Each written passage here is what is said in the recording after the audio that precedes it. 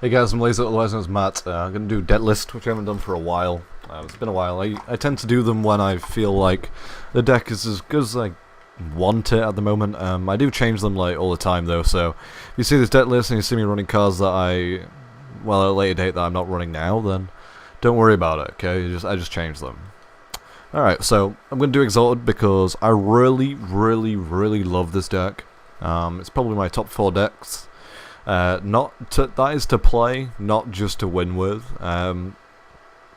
It really recently, over the past couple of weeks, it's really came into its own and started to work.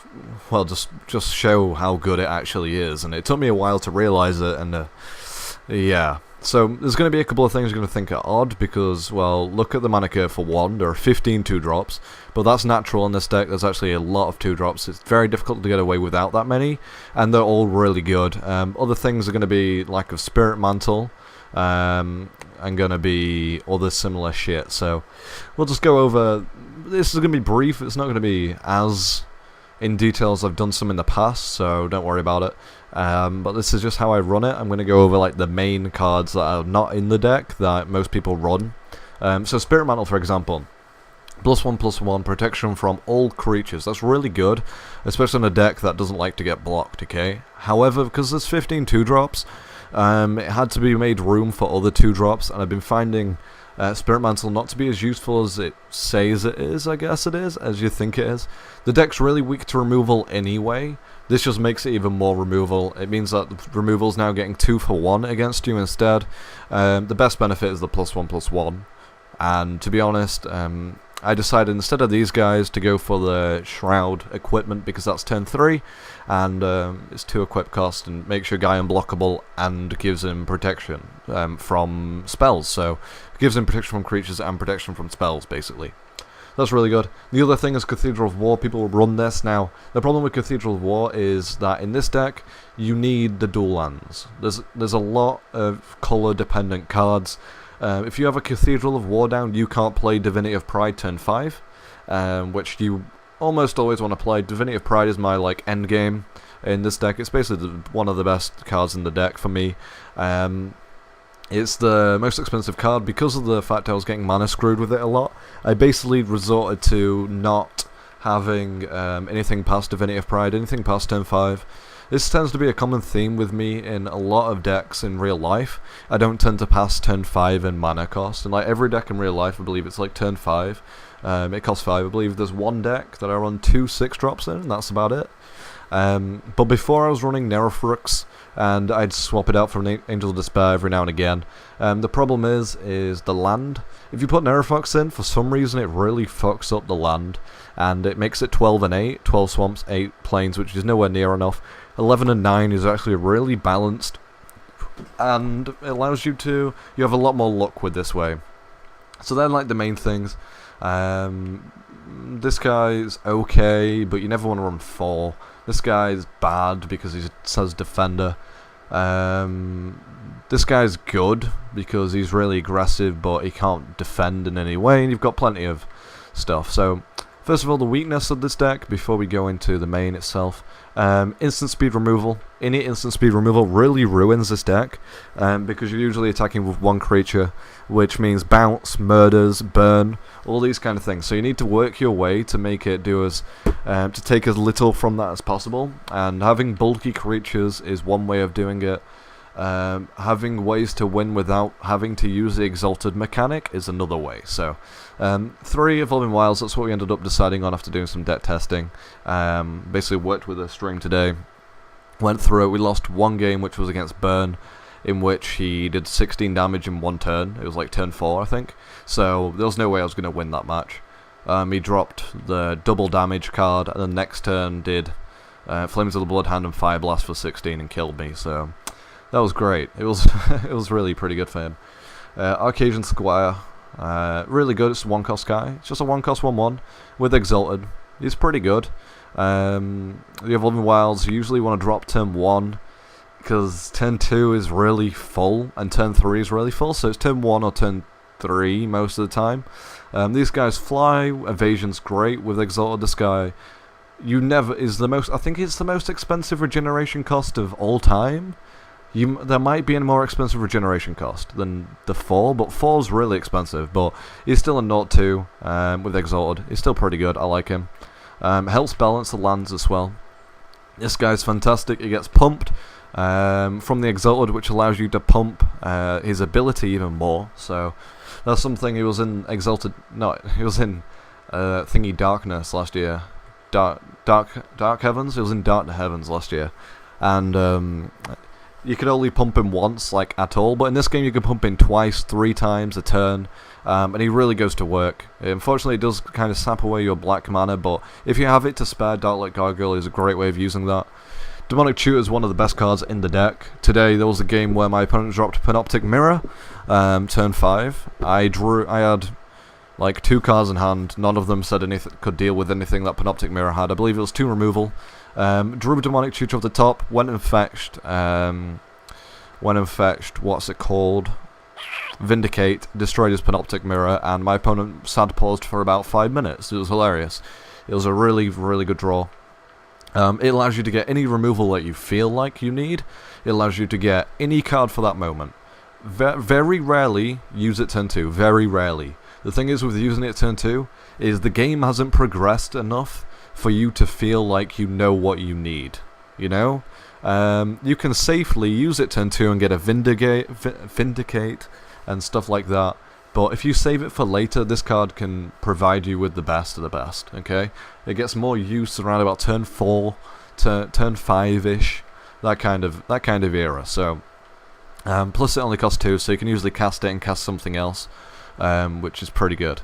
You don't really want to be using up your turn 2 with a Demonic Tutor. Doomblade works against 8 out of 10 decks. 8 out of 10 decks, it's a 2-cost kill target creature. That's pretty nice. Only run the 2 because it's 8 out of 10. It's going to be going up soon with the DLCs. I believe there are 2 more black decks on their way, so probably we'll be taking Doomblades out and replacing them when that happens. But for now, Doomblades are in. This guy's protection from black, so I'll be happy to see him almost every game.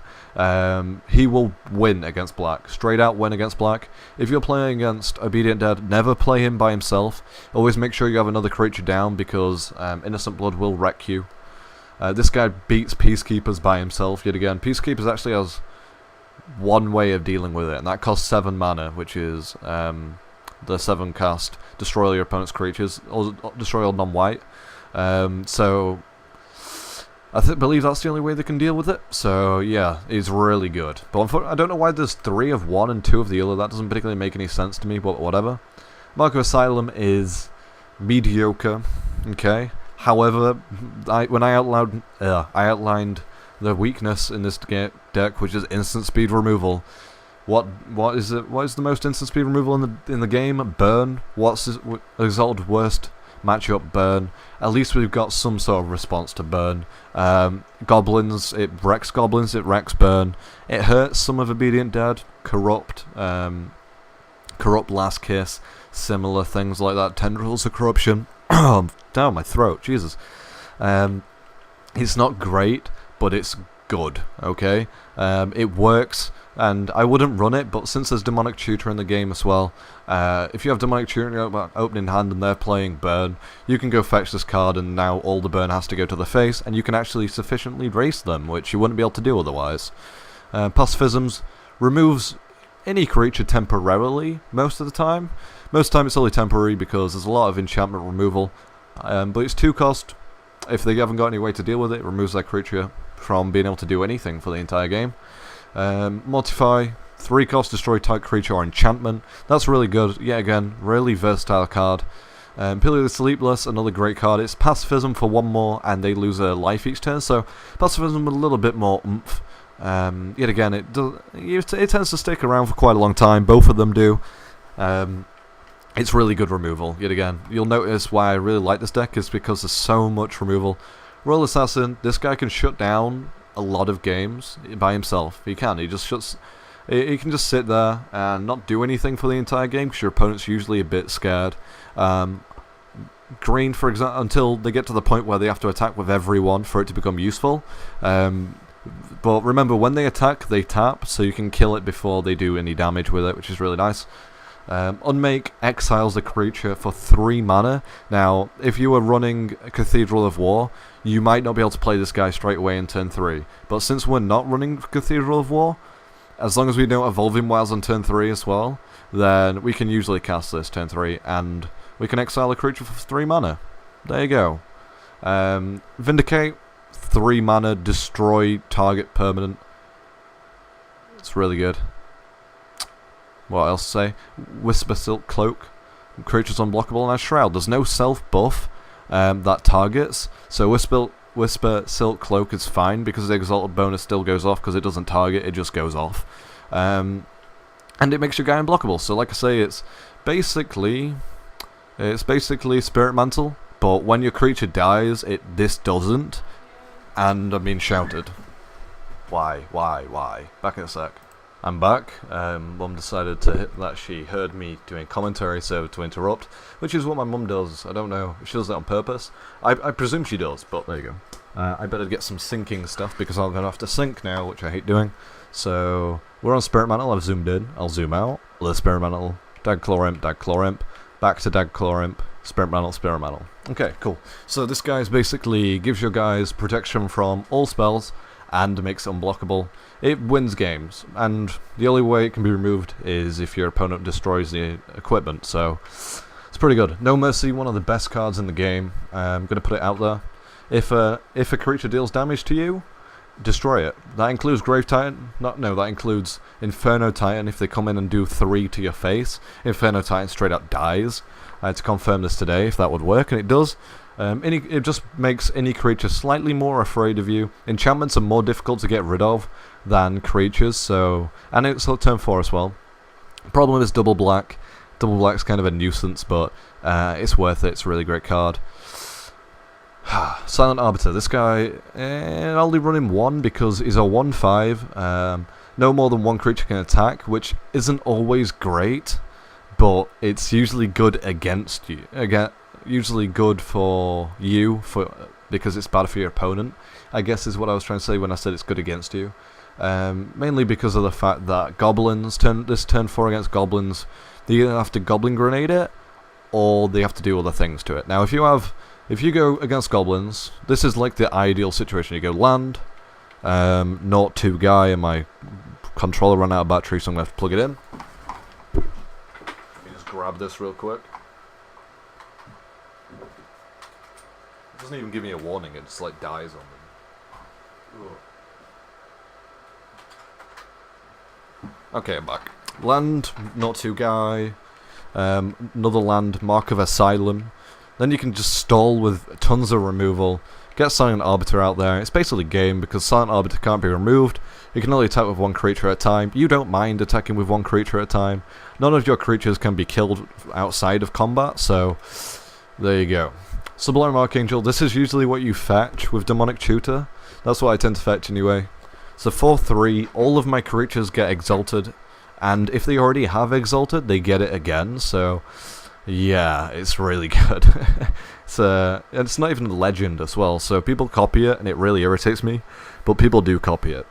As in like clone and shit, and it doesn't die, but now they've got one, it's kind of like, oh shit.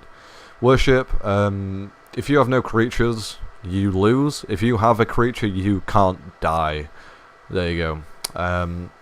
Any damage that reduces your life total to 1 reduces it to 1 instead. So as long as you have creatures, Worship will win you the game. As soon as you run out of creatures, you kind of lose. But it allows you to keep in the race for a little bit longer. It's pretty good. Battle Grace Angel, Flying Exalted, 4/4 for 5, and it gives any creature that's attacking a lone lifelink. It again keeps you in the game, more benefits of the late game. These are like your bombs now. 2 for 1, aka Deathbringer Liege, gives all of your creatures +1/+1. Any creature you control will get +1/+1. And if you cast a white spell, you can tap a creature. And if you cast a black spell, you destroy a tapped creature. So if they attack in, you can just play any black spell and kill a tapped creature. Or if you play like a Vindicate, which has a white and a black, you can choose to destroy the creature first, then tap it. The abilities go off so it gets tapped first and then destroys it. And then Vindicate will kill something. So even if it gets cancelled, it's when you cast. I don't think it doesn't have to hit the table, it's as long as you cast it, it will kill something. which is amazing. So most of your removal becomes 2 for 1 and allows you to kill all the shit. Plus he gives all your side +1/+1, and he's only 5. He's only 5 mana. Divinity of Pride, 4/4 flying lifelink. If you have more than 25 life, it becomes an 8/8 flying lifelink. Without Cathedral of Wars, he can be played turn 5 almost consistently, as long as you have the land anyway. And yeah, that's the deck. It's really strong, has loads of removal. If I just go through and count the amount of removal it has. This is outside of the creatures that can remove, so 1, 2, 3, 4, 5, 6, 7, 8, 9, 10, 11.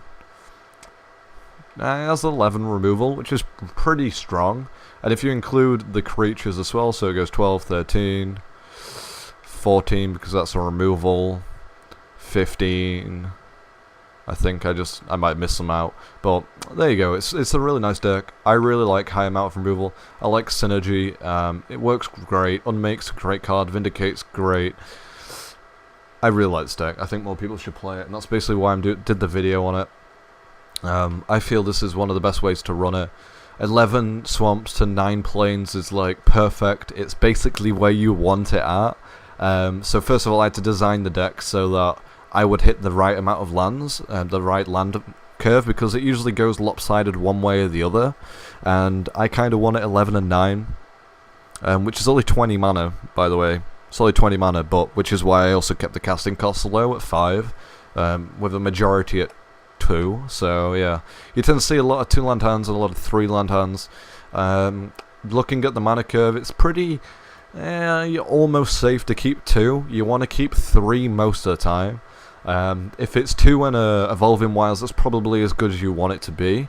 And just Evolving Wilds when you have a spare turn. Basically, if you have a spare turn 1, Evolving Wilds then. Otherwise, whatever. You kind of want to hit turn 3. It's rare that you'll get Royal Assassin out turn 3 because double black is pretty rare to get so early, but it happens. I mean, you're lucky if you do, to be honest. But this is the only dual colour deck in the game. Looking forward to the DLC. I know there's 5 decks that are all dual colours. You can find the deck lists online. I'm not going to point you in the direction of them. Well, I am going to point you in the direction. I'm going to point you in a very broad direction of them. Like that way. There you go. And that's the deck. I really love this deck. 61 cards, 20 lands, 3 Evolving Wilds, 23 lands is not bad. It's basically what I run in real life is 22 lands most of the time, 22, 24. So there you go. Hope you guys enjoyed, and see you guys later. Bye.